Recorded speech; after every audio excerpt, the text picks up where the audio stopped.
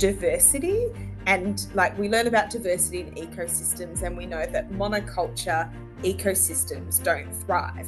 But when you've got diversity in ecosystems, that's when you actually have resilience and you're able to withstand shocks. And so we need to have diversity from skills, gender, cultures, ages, etc. And then you actually get a more robust decision making. And in some ways, what I'm keen to see is more of those engineers actually at the decision making table.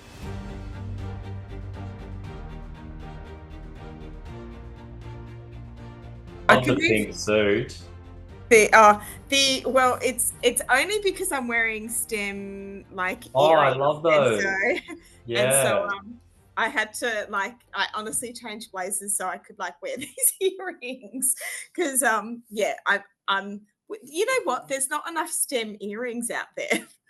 No, you're very true. I don't think there's enough engineered theme anything at the moment. And it's funny, who was I speaking to? I was speaking to lawyers and bankers, and I feel like they actually get a lot of movie coverage. And the closest thing that we have as engineers is Chernobyl.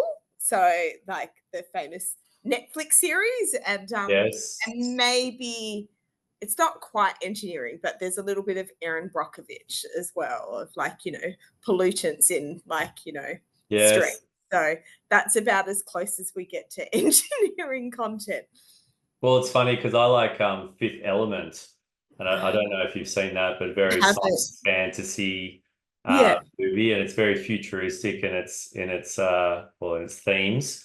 But you're right. I think engineers don't get enough airplay as the hero in the story. Yes, and this is one of the things that I sometimes do when I do engineering talks is I ask people which profession has saved the most lives, and people struggle with that, and then it's kind of well, engineers, and it's because of access to water and sanitation. And so that's one of the lines that I sometimes do, and I haven't Googled it to see that that's statistically significant, that's statistically you don't need to. Yeah, but in my mind, it's about a systems approach, and then a doctor saves one life, right? Where an engineer, if you change the whole system, you provide, quality health and sanitation to the masses. So yeah.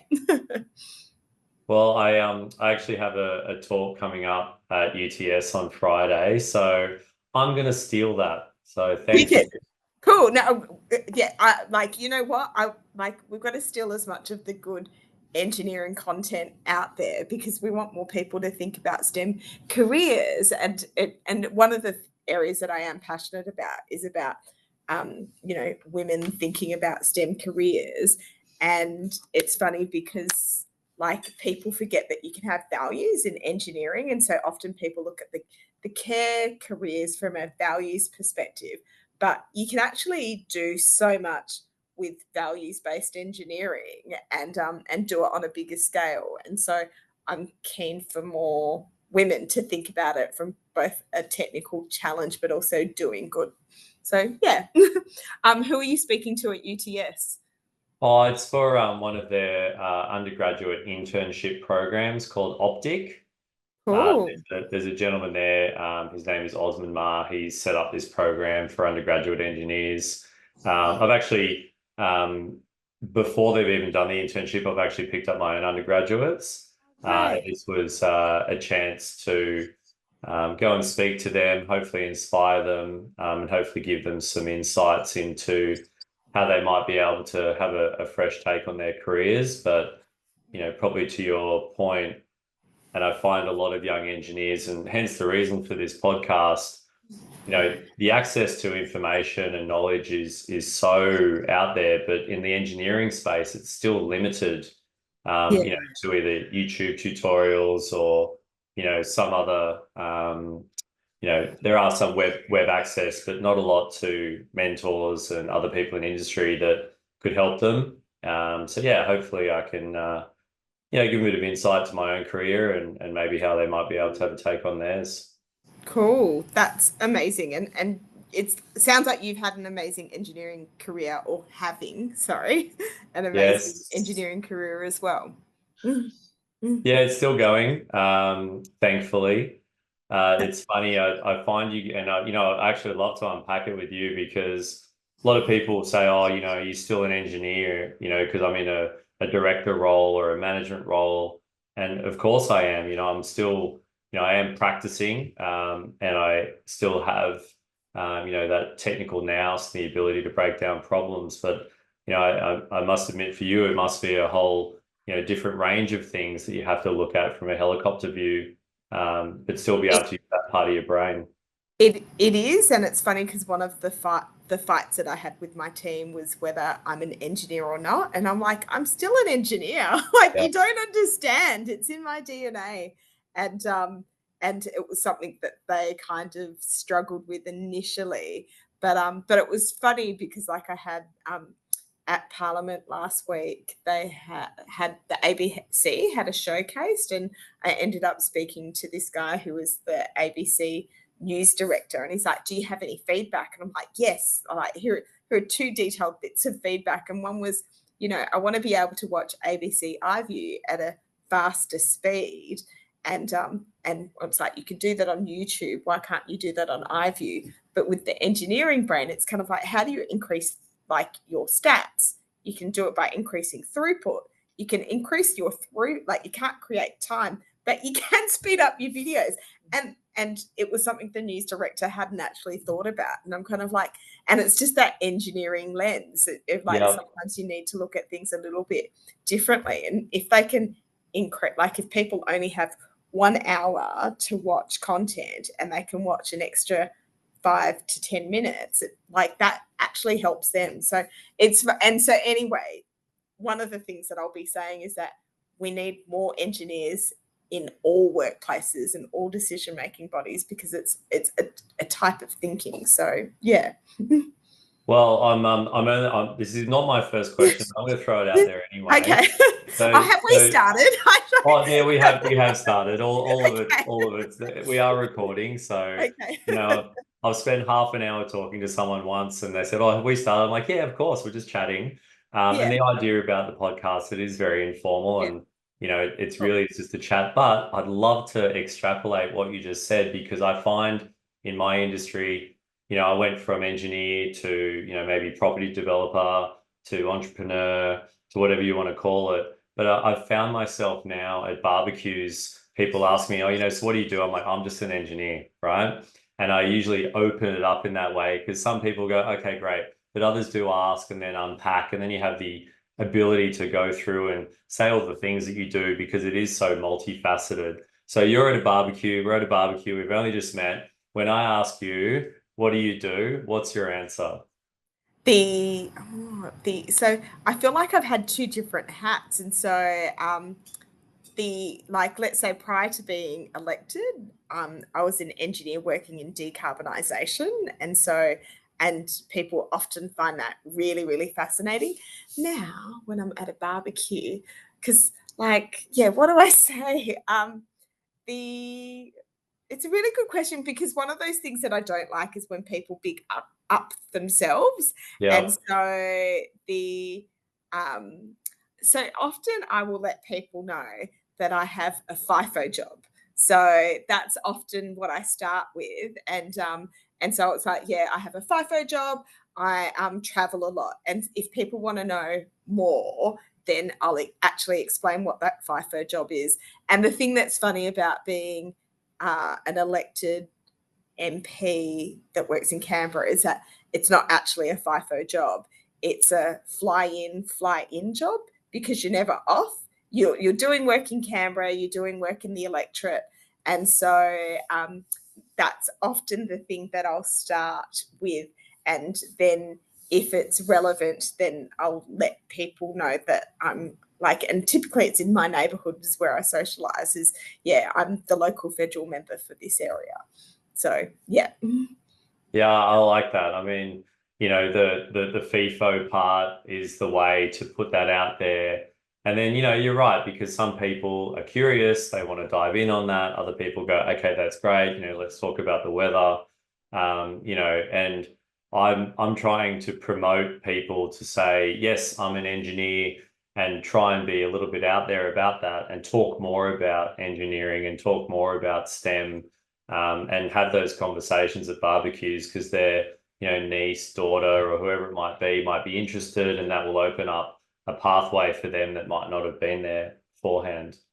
So the thing that's kind of interesting when people ask me what my job is, I'm often more likely to say that I'm an engineer in the first instance before I Yeah, say that I'm a politician. And there's probably a number of reasons for that. One is I've been an engineer for longer. yeah, Um, and like I love my profession, but there's probably also, I'm going to say another thing, which is that I think the public trusts engineers more than they do yeah, politicians. And so even when I'm filling out, like, let's say, documentation, when I rock up to a country and they're like, what's your profession? I write engineer. So yeah, that's what I write in the first instance. So I will say that I am proud to be an engineer. yeah. It's funny because that is the ultimate test. What do you write on the immigration card when you come back to Australia after a holiday? Because it's just on Yeah, autopilot. So yeah, yeah. that's great. So Zaneta, tell me, what is your current mission? What gets you out of bed in the morning, and what's your current mission that you're on? So like I'm gonna say it's honestly something that's probably been ingrained in me since year six, which is like simply to make a positive difference. And so that's been instilled with me at a really young age. Had an incredible year six, year seven teacher, Mrs. Wilson, who taught us about so many things about the world, but also that one person can make a difference. But I tell you the thing that my engineering career has taught me, which is about adding value. And so for anything that I'm involved in, I want to make sure that I tangibly add value to what's happening. And so whether that be me as an engineer, me as the member for Swan, or me in the Labor Party caucus, like I want to continue to make sure that I add value. And here's a fun fact: I am the only engineer in the Labor Party caucus. And so, one of the things that I see as one of my roles informally is that, like, sometimes I want to explain technical concepts to an audience that doesn't necessarily understand technical things. And so, I think that there's a role for people that are almost, let's say, technology translators. And yeah, and what I'd love to see is more people from STEM backgrounds participate in the public policy process. And on that, because that word there, technology translators, I see that as one of the most pivotal roles as an engineer. Do you feel like, because of your background now, you've transitioned into taking on that role maybe a bit more than maybe what others would, because of your mindset of an engineer? The Yes, and the thing that I'd say is that with all STEM professionals is that you've got this fundamental foundation knowledge that you understand, and some people will understand it. And let's face it. And then there's some people, whether it's on a board or have been elected to parliament, that hated science in year 10, and are kind of like, I don't want to have to think about that at all. And so sometimes breaking down concepts and explaining them in a different way really helps people. And here's an example. I remember visiting a manufacturer that was making these big transformers, and that like these enormous transformers. They were really impressive, and they were taking the minister and they were doing all of this really technical like explanation. And then the thing that I said to the minister was like, you know how you've got like a battery operated or electrical shaver? What happens with that square box that you plug in? Like, that converts the current to DC, and that's a transformer, and that's what that thing is doing. And so then the minister was like, oh, okay, I understand it. But because all the technical people were kind of talking in their jargon. They hadn't brought it to like a real life experience for that particular minister. And there's just little examples like that.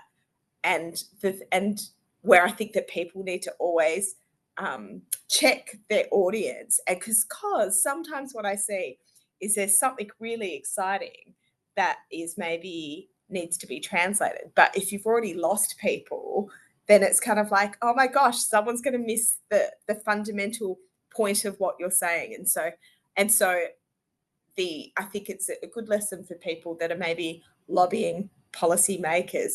But yeah, I totally want more STEM people with me as well. Yeah, so you're obviously advertising for assistance there. I mean, there's going to be needs lined up around the block for that one.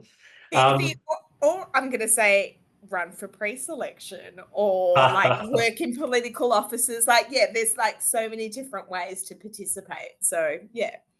Yeah, I mean, you bang on there. That whole translation piece, explaining complex ideas, simplifying, what the message looks like. And, I do see it all the time. Someone gets caught up in an idea, it gets very tech heavy, not focused on the outcome or the conclusion, or providing a nice succinct summary that enables the listener to go through a journey. And a lot of the time I find too, and you probably have this, where you've actually got to almost guide the person to the solution.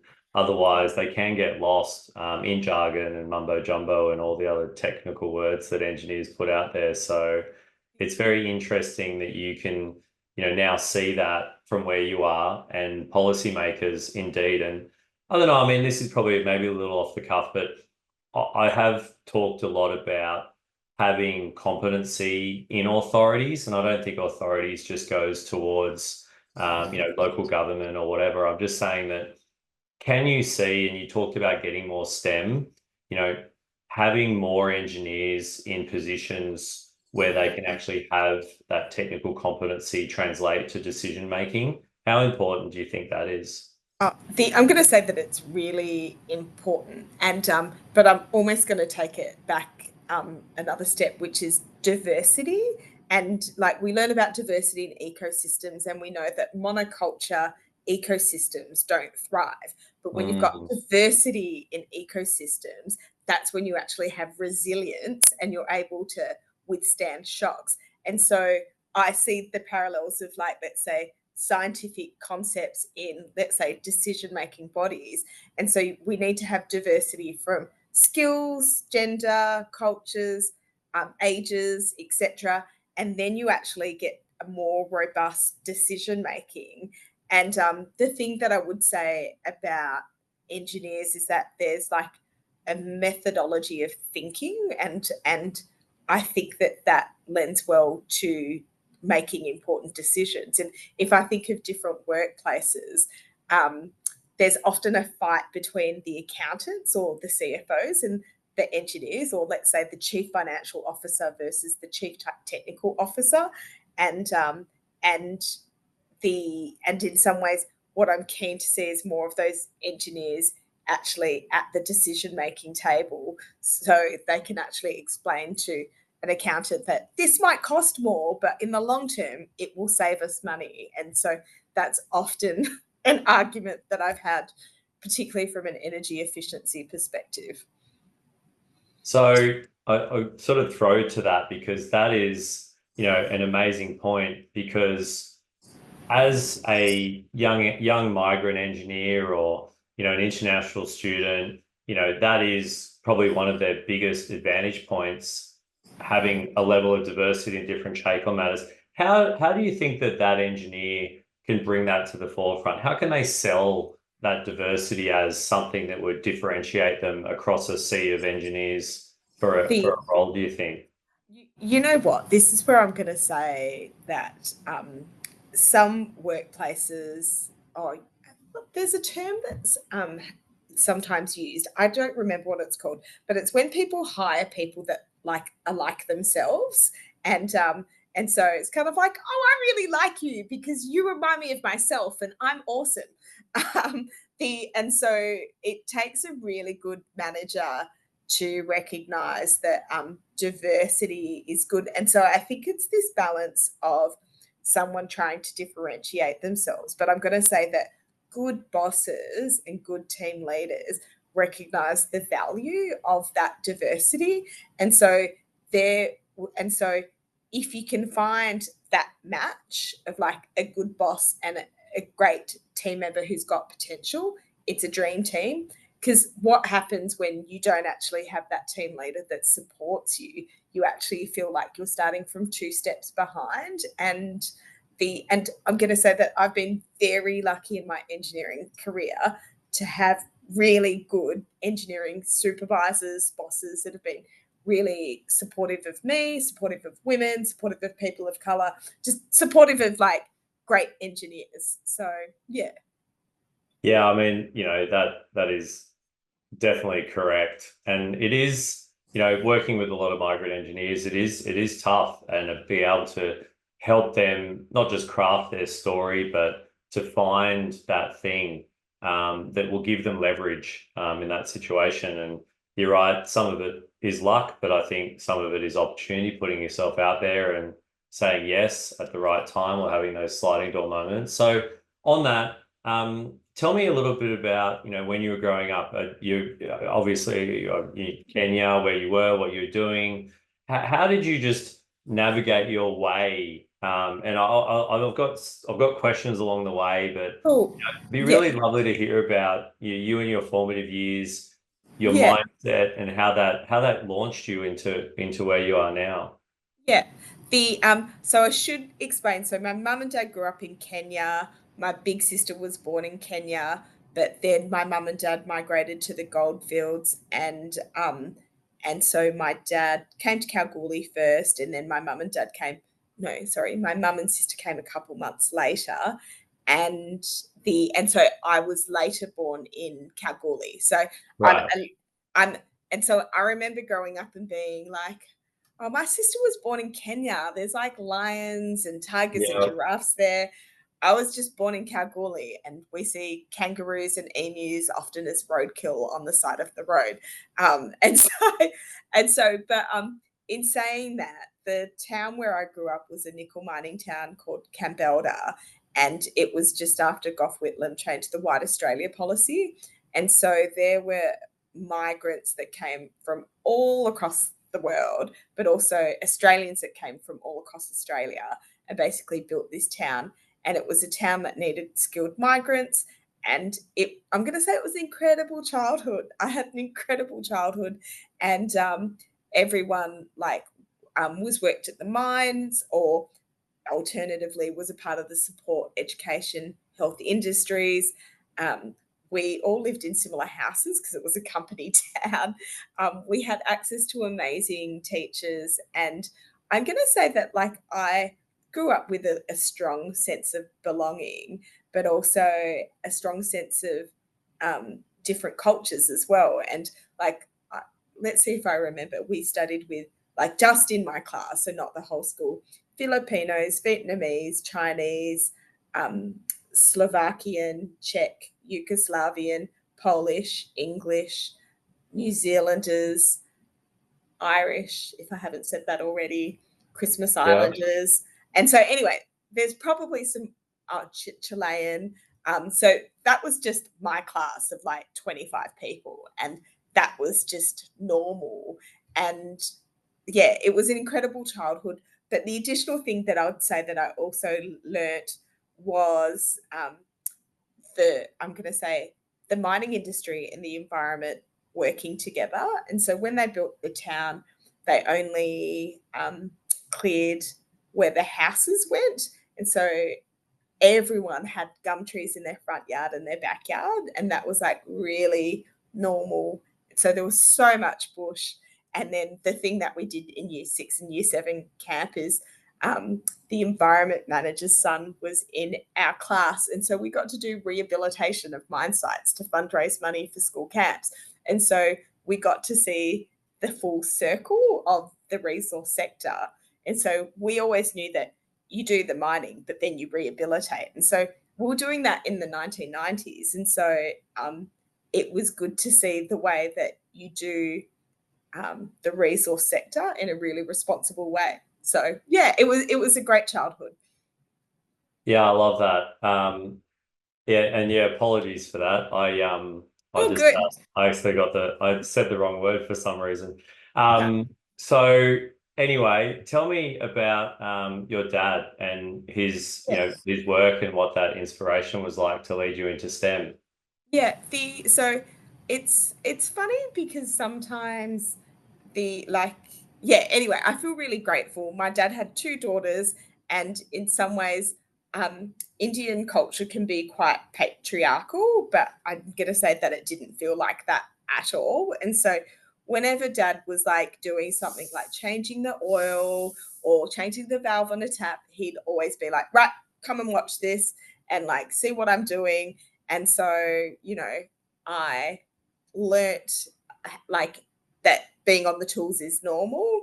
I think when I was like maybe 15 or 16, dad gave me my own toolbox, and then we added tools to Oh, that each year. And yeah.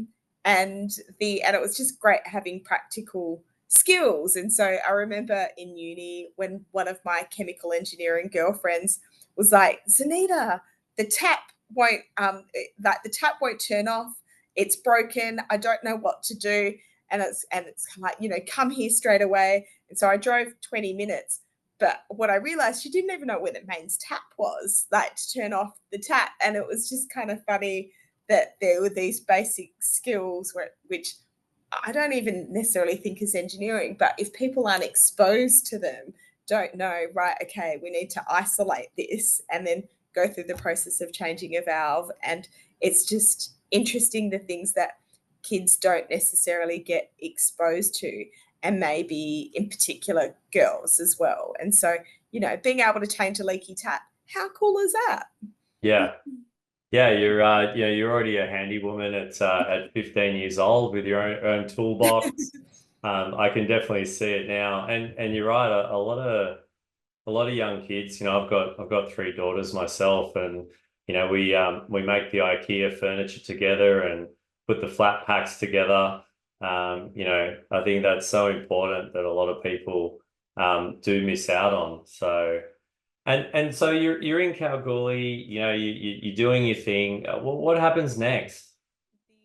So I studied chemistry and chemical engineering at uni, and I'm going to say that like high school was not my fun chapter in my life. I'm going to say I felt like the choices were, sports, drugs, pregnancy, being a nerd, and and in some ways maybe like and I'm not judgmental on whatever pathway people choose, but for me it was just easy to be a nerd, but it's so not fashionable to be a nerd at all. And so the thing that was lovely for me when I went to Curtin University was, I'm going to say, finding my people. And so I studied chemistry and chemical engineering, and the class that I was a part of was like an amazing class, and we're really close. And I had such a sense of camaraderie with all of the people that I studied with, and it was wonderful. It was really, really wonderful. But I also got involved in the Student Guild and became Curtin Student Guild president, and so that's where I also got to learn about.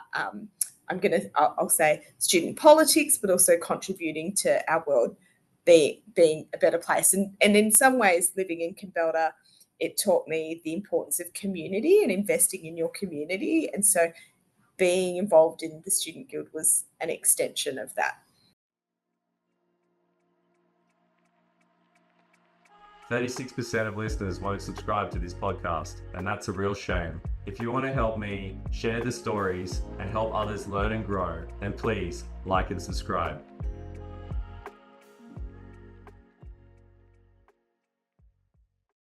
Do you believe that that was a pivotal moment being part of the guild that led you to where you are today, being in that situation in university to have those conversations and represent, a group or a community?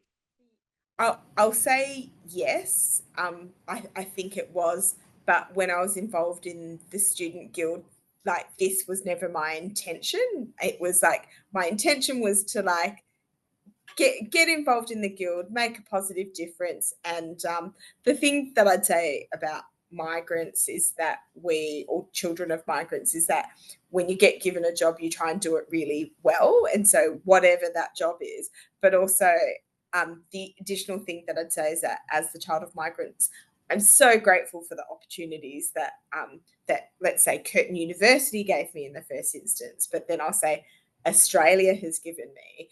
And so there's always this sense of like wanting to pay it forward, and so that's kind of been ingrained in me. But so I was involved in the student guild the same a similar time to Patrick Gorman, who's the member for Perth, and but he went and had a political career, and went and worked for Kevin Rudd and other people, etc. Where I went and had an engineering career, and so two totally different worlds. But I'd say that I still had the same values, but I'd say that the network that I made then was useful for me later. And it's funny because one of the things that I tell people, and I said this at a university graduation ceremony, is that the network that you make at university will hold you in your career, and it's important. Like, hopefully you've treated each other with dignity and respect while you've been studying, but like as you get older, you'll get different opportunities. And it's funny because the first two jobs that I had was through competitive processes, but then after that, the other jobs that I had was through word of mouth, and that's kind of the thing of networks. And I don't know what it's like on the East Coast, but in WA, everybody knows everyone, and so your network is like really important, particularly in a professional capacity. So then off the back of that, how many of the friends and networks that you had at university are you still in contact with now? I'd say that there's lots of people that I'm still in contact with, and there's many people that I'm super fond of. And there's like a posse of girls that I love to bits, and one of them lives in my electorate, which is great. But like one of my favorite girlfriends, she lives in Albany, which is down south, the southwest of WA, and she ended up being Dux of chemical engineering, but Wow. was incredibly down to earth, and so not like, I'm so smart, you better know me. Like, that wasn't her vibe at all. And it was kind of more like, I've got this knowledge and I want to share it with others. And she was quite extraordinary. And before, when you're talking about being a guest lecturer, at Curtin, BP used to often come in and do a lot of guest lecturing, and they'd often pick the best students there. And they offered my girlfriend a job, and she was kind of like, oh, I'm not sure.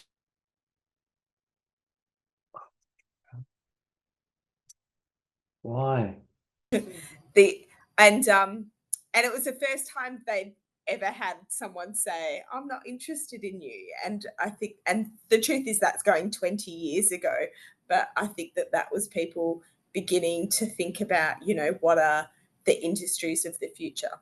Oh, I forgot to add one more thing, which is my husband is a chemical engineer, and we met at university, and so the Advanced Process Control 301 is the unit where my husband and I guess started dating. So so that you could say that's a really long-term relationship from uni days. Wow, what a match made in heaven. Two covalent bonds. Oh.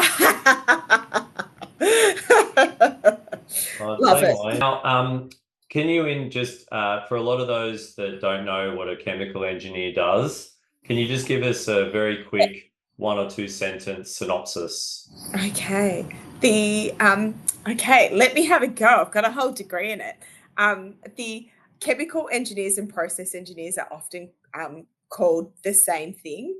And often what you're doing is you're putting raw products into a process, and then you process it, doing different types of things, and then you get a different product out.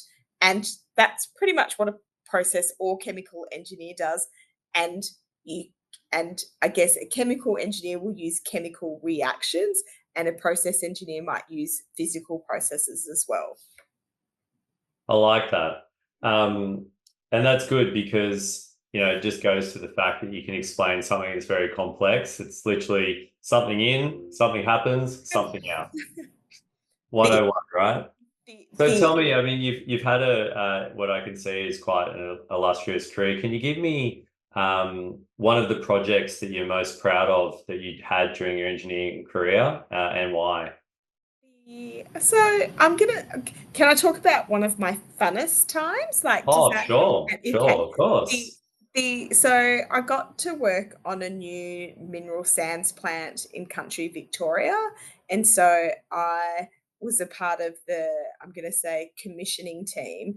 And typically commissioning happens with a third party, but my company basically got me seconded to be a part of this team. So we'd retain the knowledge after we commission the project and then operate it.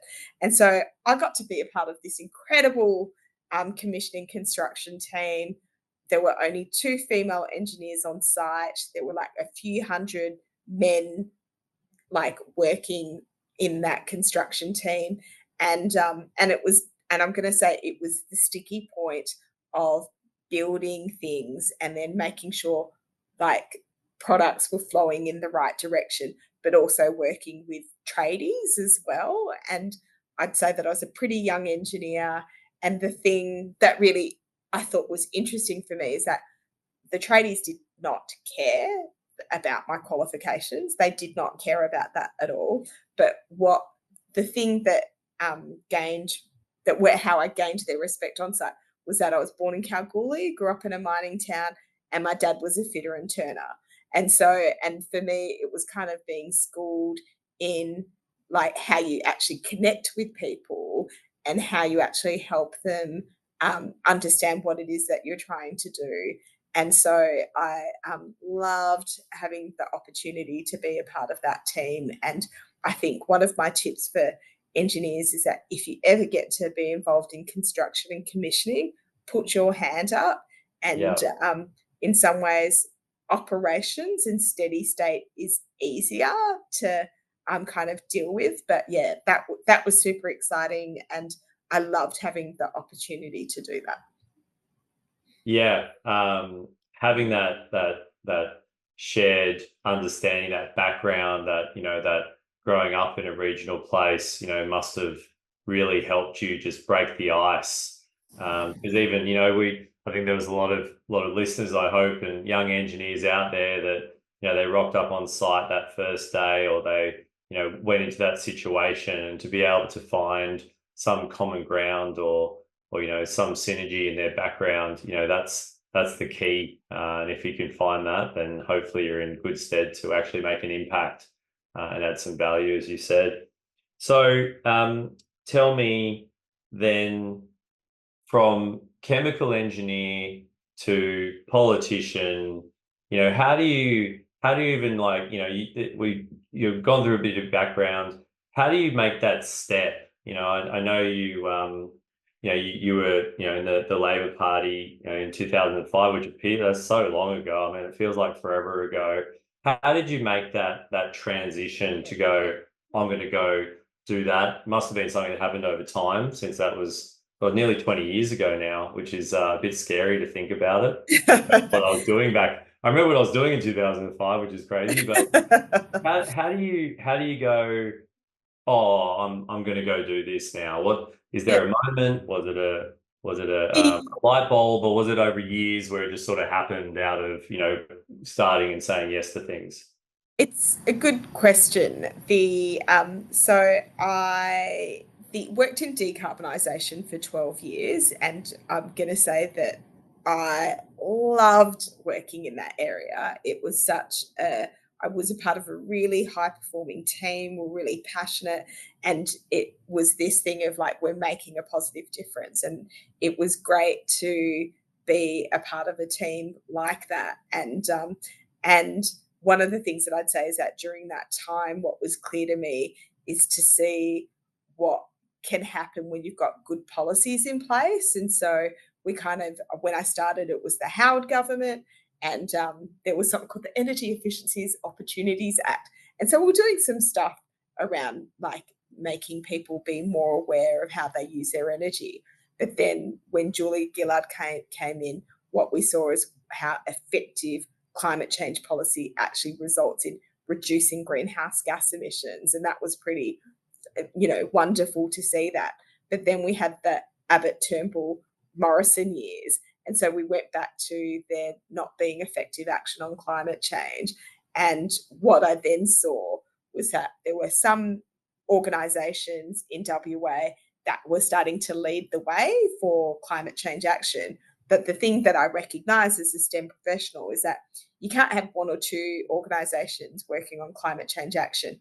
The whole economy needs to work towards decarbonisation. And so this is where I'll let you know that like I ran for pre-selection twice. And so I was ran for the 2019 election, and so I had put my hand up, but also Hannah Beasley, who's Kim Beasley's daughter, she put her hand up as well.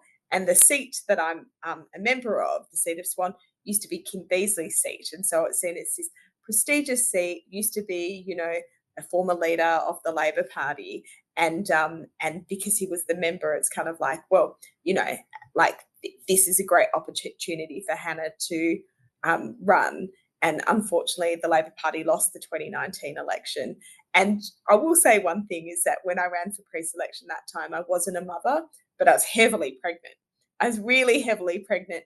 And what was really lovely is I remember having an interview with a really large mining company, and they were interested in getting me in to do some work. And I'm like, I'm really pregnant, like quite pregnant at the moment. And they're like, don't worry about it. That's not a problem at all.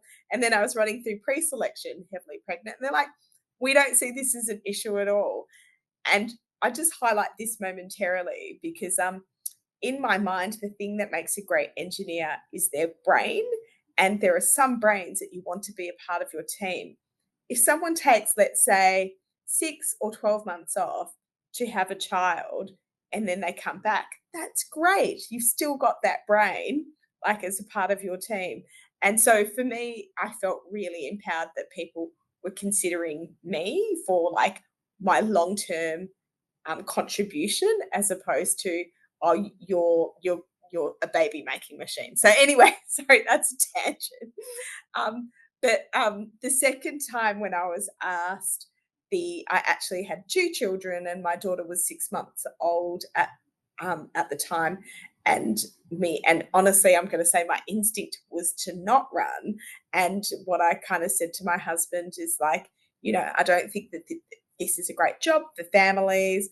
I'm not really sure if I'm prepared to put our family through, federal politics.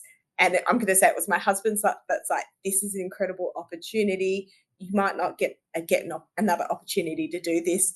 I think that you should go for it. So I'm going to say my husband was way more like, let's do this than I was. And then when I did run, a part of me was kind of like, if Hannah Beasley can't win the seat where Kim Beasley was the member, why would someone with my name win? I have a really weird name, Zaneta. Mascarenhas. Like, why would someone like vote for me?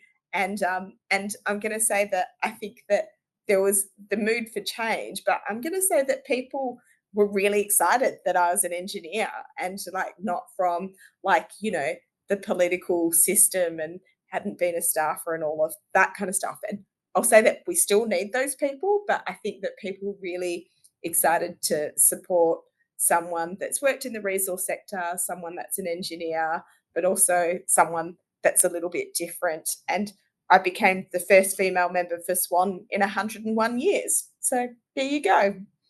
Wow. I mean, congratulations.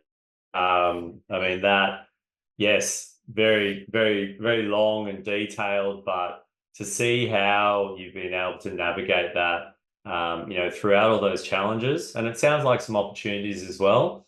So grateful that, in this, where we are, not just in an engineering sense or a mining company or even in Parliament, to have that long-term vision And then the only thing, just a little tongue in cheek, but you did say new and changing, and I think in a New South Wales, local state context, the pink color is independent.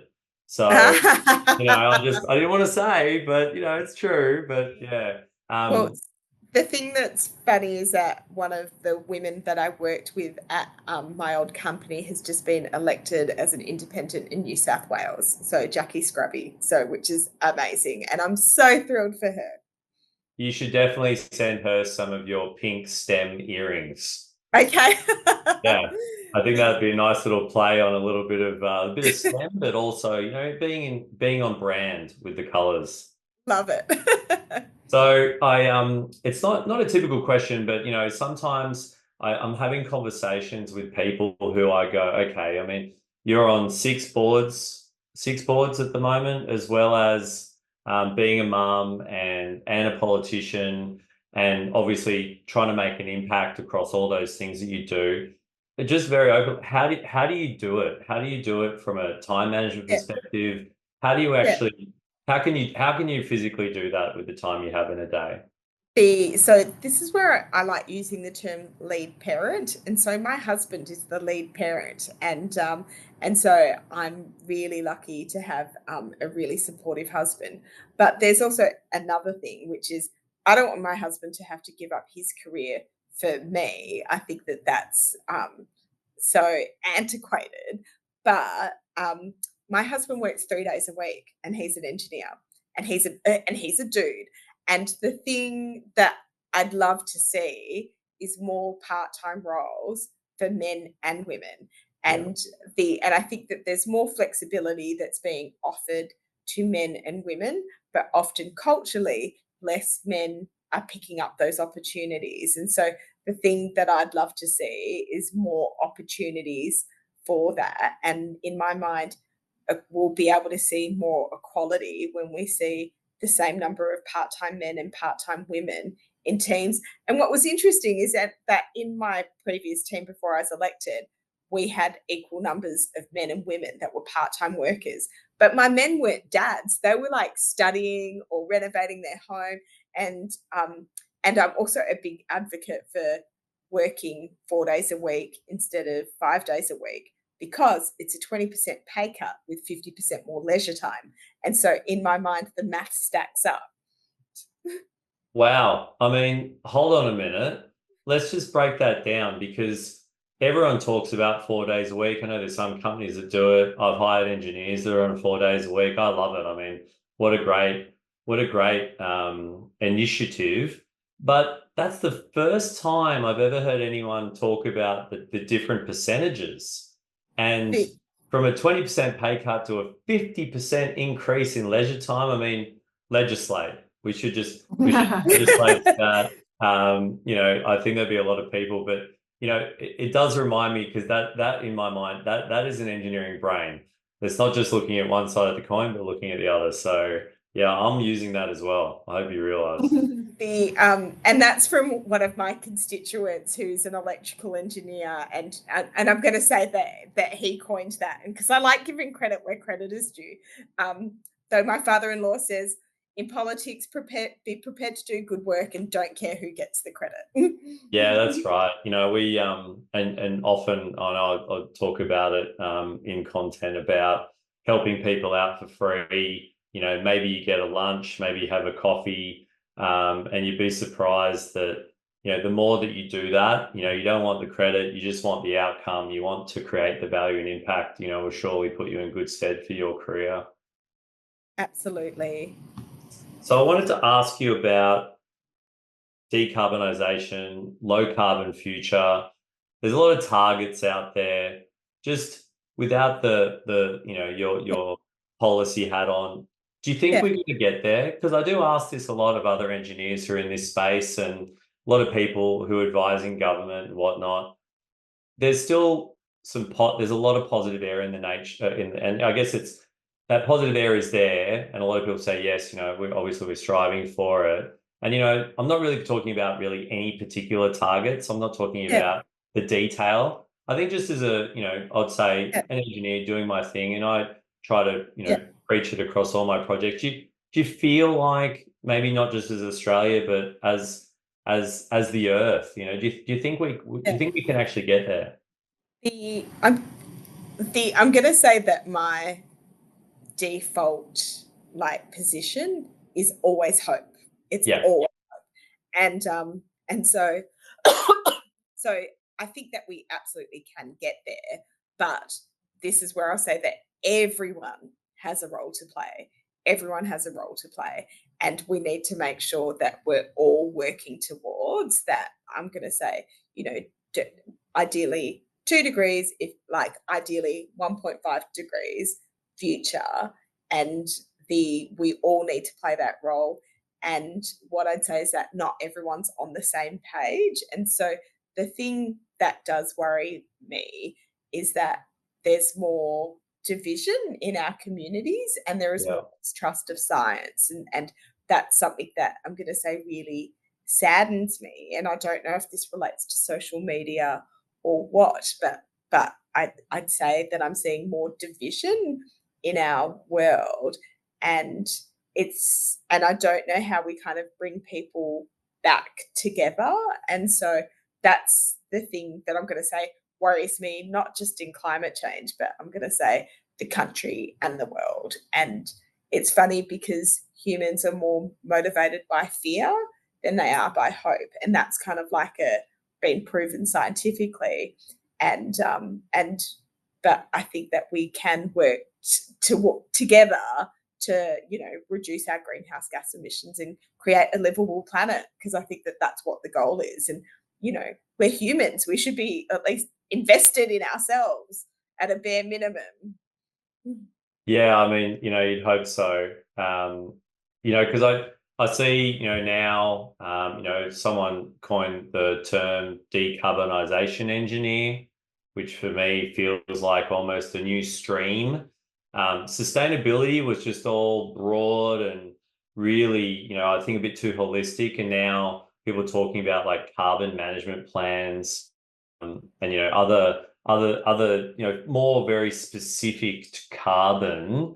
How much of that are you seeing? Can you see a shift in market? Is there an overall view from where you are that you could see some of these things just slowly coming into the industry?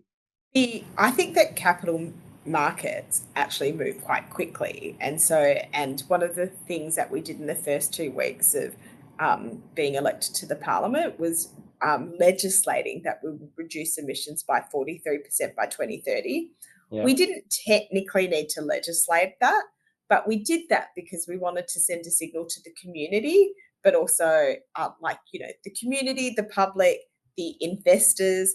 And what was interesting is as we talked about increasing the amount of renewables on the electricity grid, we saw investment flowing, and that was really exciting to see, because in some ways money talks, and we're also seeing more climate disclosures from an ASX listing perspective.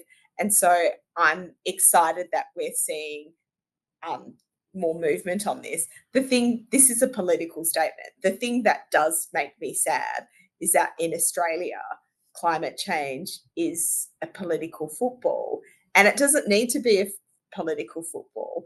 And in my mind, if in England the Tories can accept the science of climate change and work towards decarbonisation, why can't we do that in Australia? And so one of the things that does make me cross is the way that people talk about climate change. And sometimes people use the term, do you believe in climate change? And I'm like, this is not a religion. This is scientific evidence. And the question is rather, do you accept the science of climate change?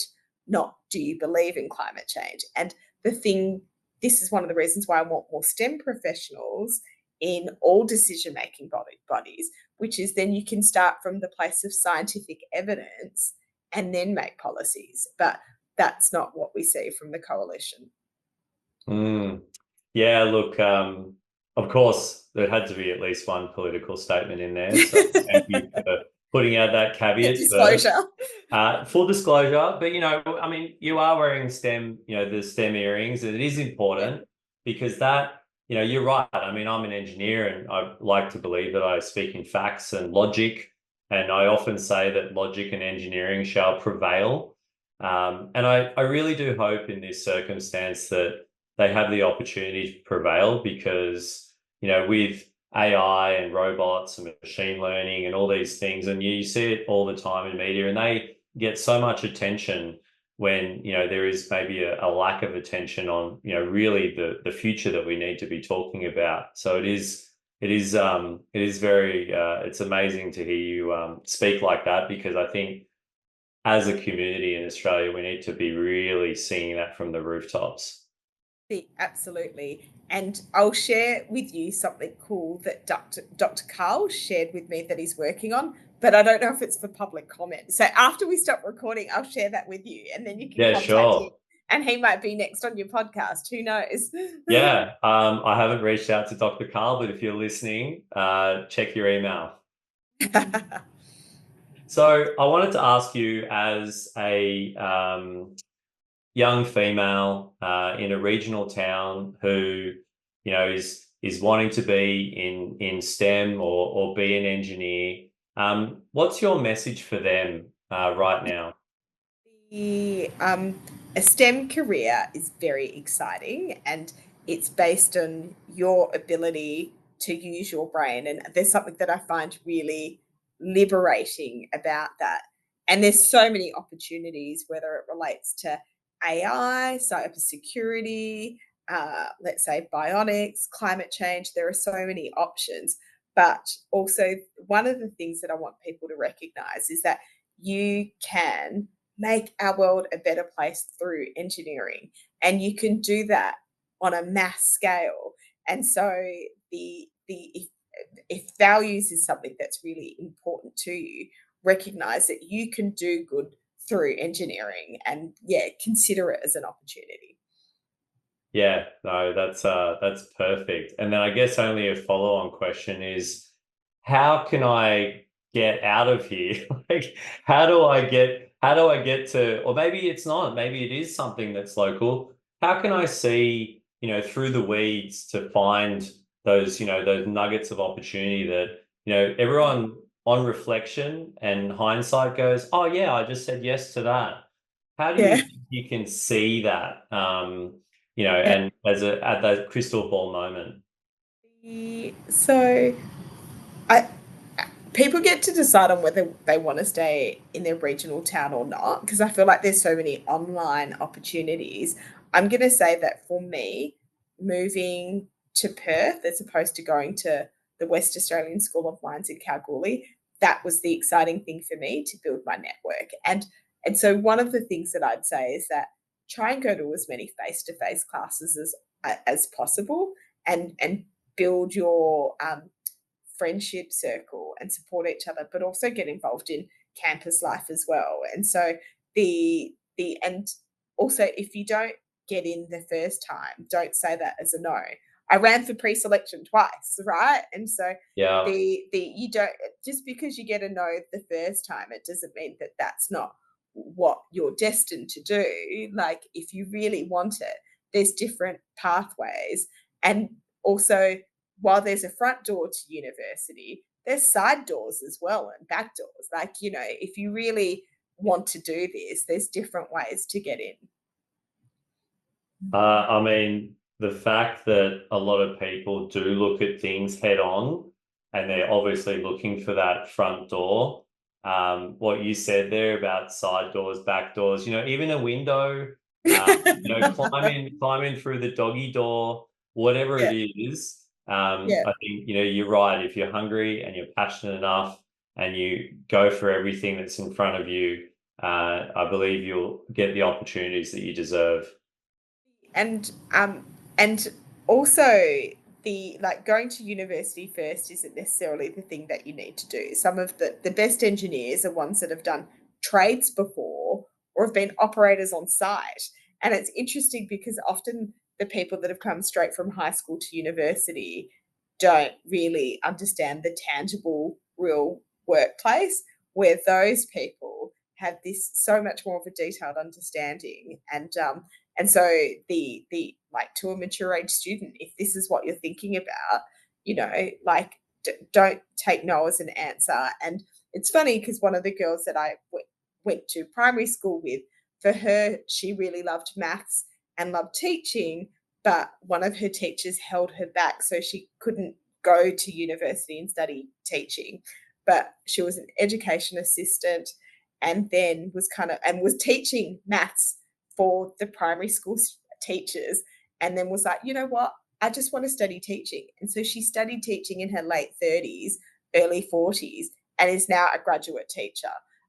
And so, I don't accept age as a barrier. Like, it's never too late. It's never too late.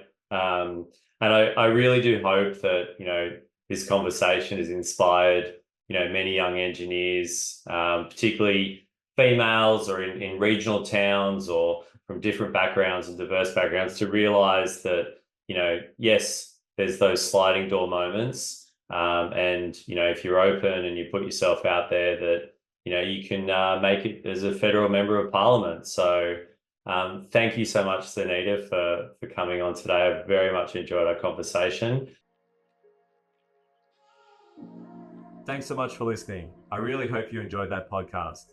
Please like and subscribe. It helps us reach so many more aspiring engineering professionals and entrepreneurs. You can find us on LinkedIn, Spotify, and YouTube.